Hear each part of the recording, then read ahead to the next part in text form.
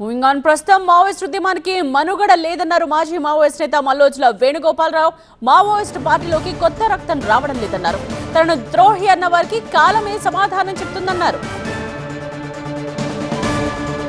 మార్చి 31లోగా మావోయిస్టులంతా తుపాకులు వీడుతారని భావిస్తున్నట్టు తెలిపారు మల్లోజులు. తన రాజకీయ ప్రయాణంపై ఆసక్తికర వ్యాఖ్యలు చేశారు. మల్లోజుల అంతరంగంపై మరిన్ని వివరాలు మా కరెస్పాండెంట్ నరేష్ అందిస్తారు. భూమి కోసం, భుక్తి కోసం, పీడిత జన విముక్తి కోసం ఆనాడు సాయుధ పోరాటం కొనసాగింది. జల్ జంగిల్ జమీన్ అంటూ కొమ్రంభీం ఆదివాసీల మనుగడ కోసం సాగించిన పోరాటం ఇంకా అడవి బిడ్డల్లో, ఆదివాసీ గూడాల్లో ఆ పంతా కొనసాగుతూనే ఉంది. అడవి తల్లికి అనుబంధం వేసుకున్న ఎందరో ప్రాణాలు త్యాగం చేశారు. ఆ ప్రాణత్యాగాలకు గుర్తు ఎంతో. అడవికి, మావోయిజానికి అంతే అనుబంధం ఉన్న ఓ కీలక నేత మనతో పాటు ఉన్నారు. మల్లోజుల. ఈ పేరు వింటే చాలు 44 ఏండ్ల చరిత్ర ఇంకా భవిష్యత్ తరాలకు ఏదో చెప్పాలంటూ ముందుకు సాగుతుంది. కానీ ఆ మల్లోజుల వెతుక్కున్న దారి, మార్చుకున్న దారి ఇప్పుడు అనేక చర్చలకు దారిస్తుంది. మార్చి 30 రాజ్యం పెట్టిన డెడ్ ఎండ్. ఈ మార్చి 30 లోపు మావోయిజం అనేది దేశంలో ఎక్కడా ఉండకూడదు అనేది, అడవుల్లో గన్నులు పట్టుకొని మరో వ్యక్తులు ఉండకూడదనేది రాజ్యం చెప్తుంది. మరి ఆ రాజ్యం తీసుకున్న నిర్ణయం ఏంటి? మల్లోజుల ఎందుకు బాహ్య ప్రపంచంలోకి వచ్చారు? 44 ఏండ్ల సుదీర్ఘ పోరాటం ఏం చెప్తుంది? మనతో పాటుగా మల్లోజుల వేణుగోపాలరావు గారు ఉన్నారు. మా పరిచయం మేమంతా చెప్పాం, కానీ అంతకు మించిన పరిచయం మీరు చేసుకోవాల్సింది ప్రజలకు. ఏం చెప్తారు? మీరు పరిచయంలో చెప్పినటువంటి విషయాలు చాలా వరకు నా ఆచరణ గురించి చెప్పారండి. మీకు ముందు ధన్యవాదాలు. మీరు చెప్పినట్టుగా మావోయిస్టులకు అడవికి అవినాభావ సంబంధం ఉందండి. ఎందుకంటే మేము ఎంచుకున్నటువంటి మార్గం దీర్ఘకాల ప్రజాయుద్ధ పంథా కాబట్టి దీర్ఘకాల ప్రజాయుద్ధ పంథాను అనుసరించి భారతదేశంలో ఉన్నటువంటి కొన్ని ప్రాంతాలను, అడవులతో కూడుకున్నటువంటి ప్రాంతాలను, కొండలతో కూడుకున్నటువంటి ప్రాంతాలను వ్యూహాత్మక ప్రాంతాలుగా ఎంచుకొని ఆ ప్రాంతాలలో ఒక సైన్యాన్ని, ప్రజా విముక్తి సైన్యాన్ని ఏర్పరచాలని చెప్పని మేము ఆలోచించినాం. మేము అవగాహనతో పనిచేసినాం. ఆ రకంగా అడవులకు, మావోయిజానికి, మల్లోజులకు ఉన్నటువంటి సంబంధాన్ని మీరు చాలా చక్కగా 2 మాటల్లో వివరించారు. ఆ రకంగా మేము అడవుల్లోకి ఈ దేశాన్ని విముక్తి చేయాలని చెప్పి అనుకుంటే, ఈ దేశాన్ని విముక్తి చేయడానికి ప్రజా సైన్యం అవసరం అని చెప్పి ఆలోచించి, ప్రజా సైన్యం అవసరం అని చెప్పేటువంటి సిద్ధాంతంతో మేము ఏకీభవించి ఆ సిద్ధాంతం యొక్క మార్గదర్శకత్వంలో మేము అడవి బాట పట్టిన మాట నిజం. అడవులలో ఒక్క కొమరంభీం దగ్గర మీరు మాట్లాడారు. మీకున్నటువంటి అనుభవం నుంచి ప్రతి అడవిలో ఒక యోధా ఉన్నాడు. మనం ఏఓబీకి వెళ్తే అల్లూరు సీతారామరాజు ఉన్నాడు. మనం గడిచోళ్ళకి వస్తే సడమికి బాబురావు ఉన్నాడు. ఇంకెక్కడికి పోతే ఇంకెవరో ఉన్నారు. సిద్ధు కాను వరకు అడవిలో బ్రిటిష్ వాళ్లకు వ్యతిరేకంగా మొట్టమొదట తుపాకీ పేల్చింది ఆదివాసి అండి. కాబట్టి ఆ ఆదివాసుల మధ్య మేము పనిచేసినాం. ఆ ఆదివాసుల కోసమే పనిచేసినాం. అడవులలో ఉన్నప్పుడు మేము ఆదివాసుల మధ్య బతికినాము, పెరిగినాము. వాళ్ళ కోసమే అన్ని అంకితభావంతో పనిచేశాం. సమస్త పీడిత ప్రజల కోసం మా పార్టీ పనిచేసింది. ఆ రకంగా పనిచేస్తూ మేము చాలా ఘోరమైన తప్పులు చేశాం. ఆ తప్పులతో ఇక మేము మా ఉనికిని నిలబెట్టుకునే పరిస్థితి లేకుండా పోవడంతో ప్రజల మధ్య పనిచేయడానికి ఒక తపనతో, ఒక ఆరాటంతో మేము మరో మార్గాన్ని ఎంచుకోక తప్పలేదు. ఇవాళ మేము ఆ మార్గంలో మేము ప్రజల మధ్యకు వచ్చామండి. మల్లోజుల ఈ 44 ఏండ్ల సుదీర్ఘ పోరాటంలో ఏం సాధించారంటే ఏం చెప్తారు? ఎందుకు బయటకు వచ్చారంటే ఏం చెప్తారు? మల్లోజుల వ్యక్తిగా ఏమీ సాధించలేడండి. ఒక వ్యక్తి ఎప్పుడు ఏది సాధించలేడు. ఏది సాధించాలన్నా కానీ ఒక శక్తి కావాలండి. అందుకోసం ప్రజలు ఆ శక్తి, ప్రజలు చరిత్ర నిర్మాతలు. ఏది సాధించాలన్నా ప్రజలే సాధిస్తారు. తెలంగాణలో దొరతనానికి గోరిగట్టింది ప్రజలండి. తెలంగాణ సాయుధ పోరాటంలో 10 లక్షల ఎకరాల భూములను స్వాధీనం చేసుకున్నది ప్రజలండి. ఇవాళ అడవులలో ఫారెస్ట్ డిపార్ట్మెంట్ వాళ్ళ అఘాయిత్యాలకు, దౌర్జన్యాలకు, దోపిడీకి అంతం పలికింది ప్రజలండి. కాబట్టి మల్లోజుల ఒక వ్యక్తి అండి. వ్యక్తి ఏం చేస్తాడు? వ్యక్తి తను ప్రజా సమూహంలో భాగమైనప్పుడు ఒక శక్తిగా దాన్ని మార్చగలిగినప్పుడు అది ఆ శక్తి ఏదైనా సాధించగలుగుతుందండి. మల్లోజుల మీద అనేక ఆరోపణలు ఉన్నాయి. మల్లోజుల ఒక వర్గాన్ని, ఒక ఎదిగే వ్యక్తులను ఆ స్థాయి వరకు చేరకుండా అడ్డుకున్నాడు. కేంద్ర కమిటీలో కీ రోల్గా కేంద్ర కమిటీని మొత్తం తన గుప్పిట్లో పెట్టుకోవాలనే ఆచరణతో ముందుకెళ్లారనే అనేక ఆరోపణలు ఉన్నాయి. ఇది బాహ్య ప్రపంచం చేస్తున్న ఆరోపణ. అంతర్గతంగా మీరు ఆ అడవుల్లో నుంచి చేసిన పోరాటం ప్రజలకేం చెప్తారు? ఇవన్నీ బాహ్య ప్రపంచము లేదు, చేసింది లేదు. ఇవన్నీ మీడియా సృష్టిస్తున్నటువంటి కొన్ని కల్పితాలండి. ఎందుకంటే కొంతమందికి మేము అడవులలో నుంచి కొత్త మార్గాన్ని ఎంచుకొని ప్రజల మధ్యకు రావడం ఇష్టం లేదు. దాంతో ఏవేవో కల్పితాలు చేస్తున్నారండి. ఎందుకంటే నేను కేంద్ర కమిటీని గుప్పిట్లో పెట్టుకోవడం ఏంటి, నేను కేంద్ర కమిటీలో ఎదగకుండా చేయడం ఏంటి, అసలు మా పార్టీ గురించి ఏబిసిడీలు తెలిసిన వాళ్ళు ఈ ఆరోపణలు ఎవ్వరూ చేయరండి. మా కేంద్ర కమిటీలో ఏ పార్టీలో లేని విధంగా ఎందుకంటే మా పార్టీ దళితులు, ఆదివాసులు, మహిళలు, మైనార్టీసు వీటి మధ్యన వీళ్లను ప్రత్యేకంగా ఎదిగించుకోవాలన్నటువంటి ఒక లక్ష్యంతో పనిచేస్తూ అనేక మందిని ఎదిగించుకుందండి. ఇవాళ మా వ్యక్తులుగా నేను చెప్పాల్సిన అవసరం లేదు, కానీ మా పార్టీలో మాకు చాలా గర్వకారణం అండి. వాళ్ళ ఎందుకంటే ఇది ఎవరు ముందుకు తీసుకురావాల్సినటువంటి అది కాకుండా మొత్తం పార్టీ అందరం కృషి చేసినాం, దానికి వాళ్ళ కంట్రిబ్యూషన్ ఎక్కువ ఉందండి. ఇవాళ మా పార్టీలో ఇవాళ మా సిఎంసి చీఫ్ ఆయన కంట్రిబ్యూషన్తో ఆయన ఎదిగొచ్చాడు. కాబట్టి ఆదివాసి ఈడుమ ఆయన కంట్రిబ్యూషన్తో ఆయన ఎదిగొచ్చాడు. ఎప్పుడైనా పదార్థంలో అంతర్గత మార్పే ప్రధానమవుతుందండి. బాహ్య పరిస్థితులు ఏవైనా కారణం అవుతాయి అంతే తప్ప ఎవరో వ్యక్తులు ఇట్లా చేసిండ్రు, ఎవరో వ్యక్తులు అట్లా చేసిండ్రు అని చెప్పి మీరు బూర్జువా పార్టీల యొక్క ఆచరణనే చూస్తున్నారు. కాబట్టి అవి మా విప్లవ పార్టీకి అంటగట్టడం అర్థరహితమైంది. మీరు ఇడ్మా గురించి చెప్పారు. ఇడ్మా ఎన్కౌంటర్కు కారణం మీరు బయటకు వచ్చిన తర్వాత పరిస్థితులే అన్నది ఇప్పుడు జరుగుతున్న చర్చ. ఆ చర్చకు మీరు సమాధానం ఏం చెప్తారు? నేను సమాధానం చెప్తే ఎవ్వరూ వినరండి. కాబట్టి పాపం అభయ్ గారికి చేతులెత్తి దండం పెట్టాలి. అభయ్ గారే చాలా చక్కగా ఇడుమ మరణానికి కారకులు ఎవరనేది ఆయనే చాలా వివరమైన 2 పేజీల స్టేట్మెంట్ విడుదల చేశాడు. ఒక్కసారి మీరు అది చూడండి. అందులో ఎవరో టేకేదారులు కారణమయ్యారు, ఎక్కడికి పంపించాము, ఆ కాంట్రాక్టర్లు పట్టించారని చెప్పి చాలా సోదాహరణంగా ఆయన వివరించారు. ఆ స్టేట్మెంట్ సరిపోతుంది ప్రపంచం కళ్ళు తెరవడానికి. మీరు ఉద్యమ పాట పట్టడానికి అసలు కారణం ఏంటి, ఎందుకు వెళ్ళారు అని అంటే ఏం చెప్తారు? ఆ రకంగా ఎందుకంటే బహుశా మీ వయసు మీరు పుట్టక ముందే కావచ్చు, 70లలో తెలంగాణ సమాజం గురించి తెలిసిన వాళ్ళు అయ్యా దొరబాంచను అనేటువంటి దొరకాళ్ళు పట్టుకొని బతికినటువంటి సమాజం. ఆ సమాజాన్ని మార్చడానికి ఆనాడు విప్లవోద్యమంలో మా పార్టీ విప్లవోద్యమాన్ని నిర్మించడానికి మా పార్టీ పూనుకుంది. అనేక మంది అమరవీరులు వాళ్ళ త్యాగ ఫలితంగా ఇవాళ ఆ పరిస్థితుల్లో చాలా మార్పు వచ్చింది. ప్రజలే చరిత్ర నిర్మాత అన్నటువంటి దాన్ని మనం తెలంగాణలో చూస్తాం. కాకపోతే మా బాధంతా ఏంటంటే మేము 2003 తర్వాత తెలంగాణలో ఎక్కడా మిగలకుండా పోయాం.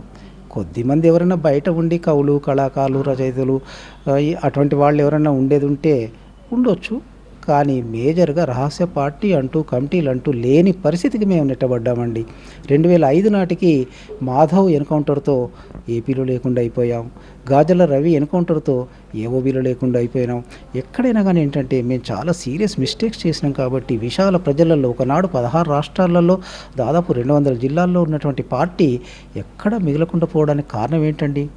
ఒక్క సోనా, ఒక్క వేణుగోపాల, నెవర్. వ్యక్తులు ఎప్పుడూ కారణం కారండి. పార్టీ తీసుకునేటువంటి స్ట్రాటజీలు, టాక్టిక్స్, పాలసీలు, కార్యవిధానం, కార్యపద్ధతి అవి కారణాలు అవుతాయండి. వ్యక్తులలో చూసేది ఉంటే వాళ్ళు ఎవ్వరు కూడా సూర్యుని చూడమంటే వేళ్ళను చూసినట్టు ఉంటుంది. అంటే మీ కేంద్ర కమిటీలో తప్పులు జరగడం కారణంగా రాజ్యాన్ని ఎదుర్కొనేంత సత్తా, ముందుకు వెళ్ళేంత ఆ ప్రభావం లేక కారణంగా ఈ తప్పులనే మనం సరిదిద్దుకునే అవకాశం లేకుండా కాలానికి అనుగుణంగా మారకపోవడం కారణంగా ఇదంతా జరిగిందనుకుంటా. చాలా చక్కగా చెప్పారండి మీరు. మేము ఈ రకంగా కావడానికి రాజ్యాన్ని మేము సరిగా అంచనా వేయలేదు. రెండవది మార్క్సిజాన్ని సరిగా అర్థం చేసుకోలేదు. లెనిన్ చెప్పినటువంటి పార్టీ నిర్మాణ సూత్రాలు మాకు ఉంటబట్టలేదు. మేము వాటన్నిటిని మా వ్యూహం ఎత్తుగడల పుస్తకాలలో, డాక్యుమెంట్లో చాలా స్పష్టంగా రాసుకున్నాం. కానీ అందుకు భిన్నంగానే మేము వ్యవహరించినాం. మేము 21వ శతాబ్దంలో ఉండి 20వ శతాబ్దం వైపు చూస్తూ వచ్చినాం. ఆ లోపాలను సరిదిద్దుకోవడానికి మా ముందు ఈ మార్గం తప్ప మరో మార్గం లేదండి.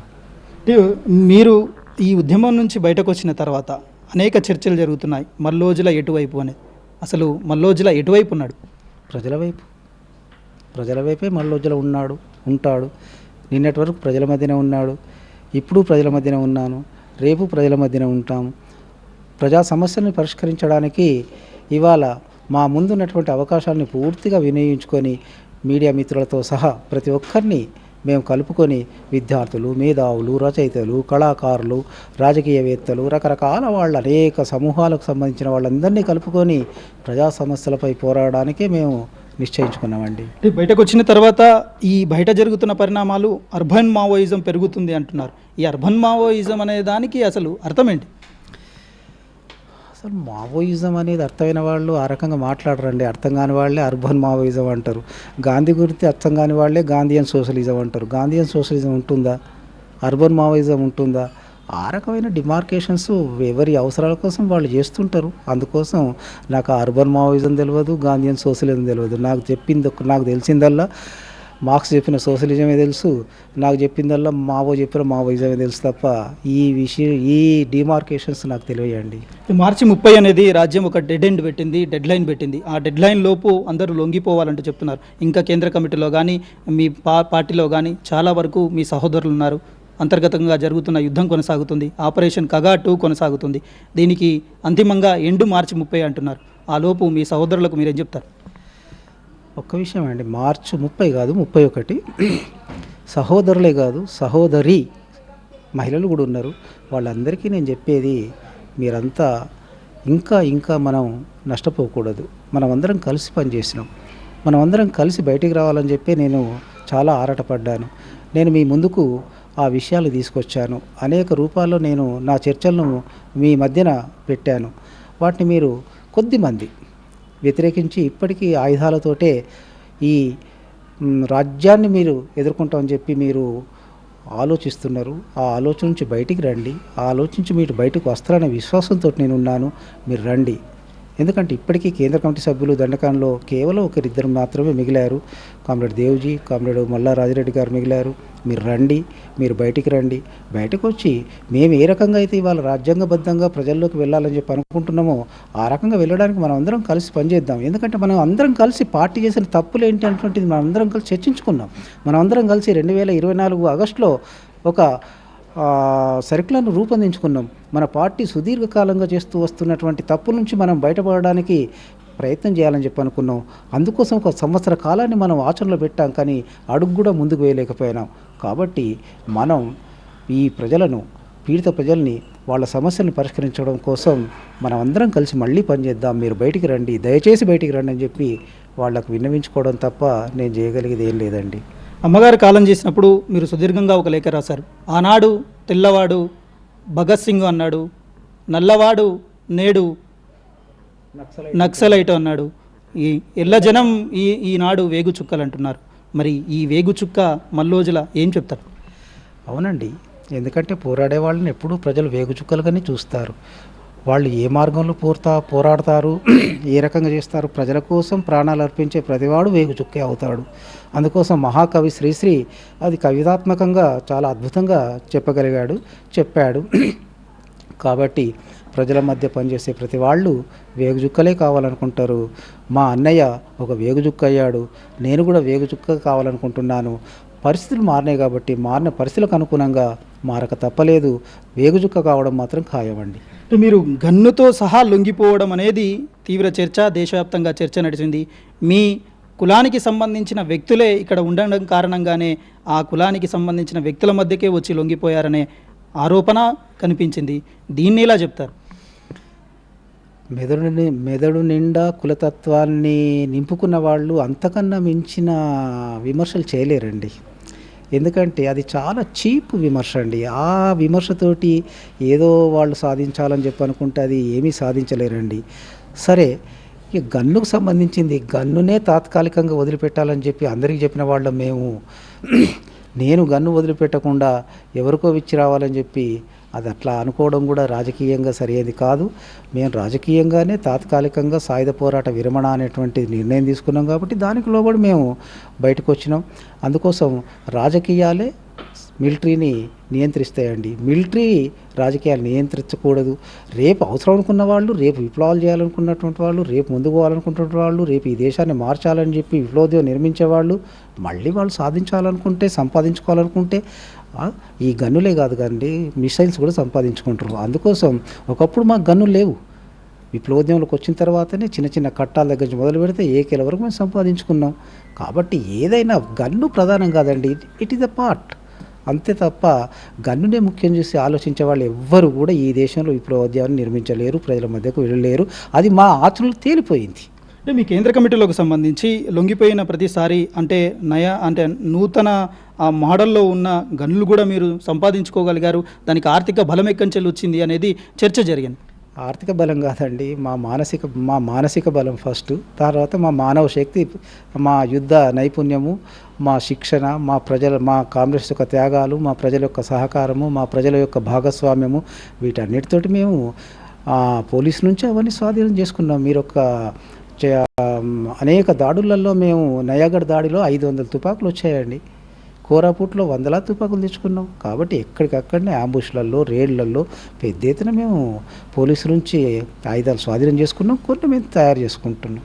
పీడిత జనం మీరు బయటకు వచ్చిన తర్వాత వాళ్ళ కష్టాలు, వాళ్ళ సుఖాల్లో మీరు భాగస్వామ్యమయ్యారు, వాళ్ళ కష్టాలు తీరిపోయినట్టేనా? ఇప్పుడు తెలంగాణలో చూస్తే ఆదివాసీల్లో ఇంకా ఆ భూమి కోసం, భుక్తి కోసం జల్ జంగిల్ పోరాటాలు కొనసాగుతూనే ఉన్నాయి. ఛత్తీస్గఢ్లో అలాంటి పరిస్థితి ఉంది, ఈ మహారాష్ట్ర గడ్చిరోలి ప్రాంతాల్లో కూడా అలాంటి పరిస్థితులే ఉన్నాయి. మీరు బయటకు వచ్చిన తర్వాత వాళ్ళ కష్టాలు ఇంకా పెరిగే అవకాశం ఉందనేది చర్చ నడుస్తున్న సమయంలో ఏం చెప్తారు?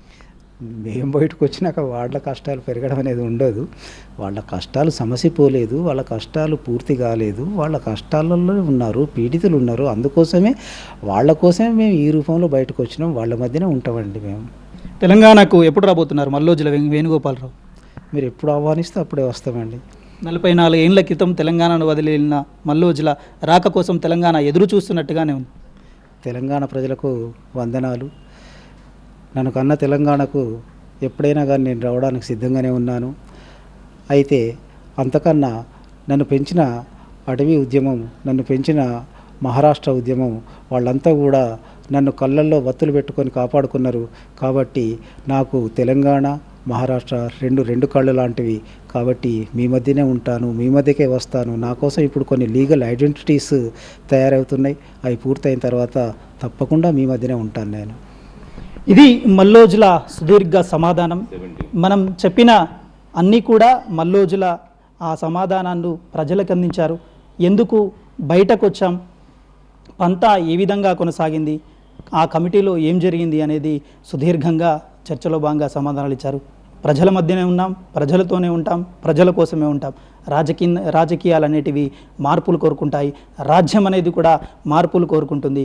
ఆ రాజ్యానికి సమాంతరంగా రాజ్యం చేయడం తప్పే అవుతుంది అంటూ మల్లోజుల చెప్పుకొచ్చిన పరిస్థితి.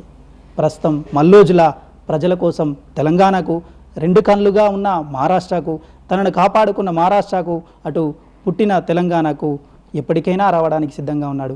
ప్రజల్లో మరింత చైతన్యవంతంగా తీర్చిదిద్దేందుకు, భవిష్యత్తు వైపు అడుగులు వేసేందుకు మల్లోజుల వేణుగోపాలరావు అలియాస్ సోను దాదా సిద్ధమంటున్నాడు. కెమెరా పర్సన్ ప్రవీణ్తో నరేష్, టీవీ9 గడ్చిరోలి నుండి.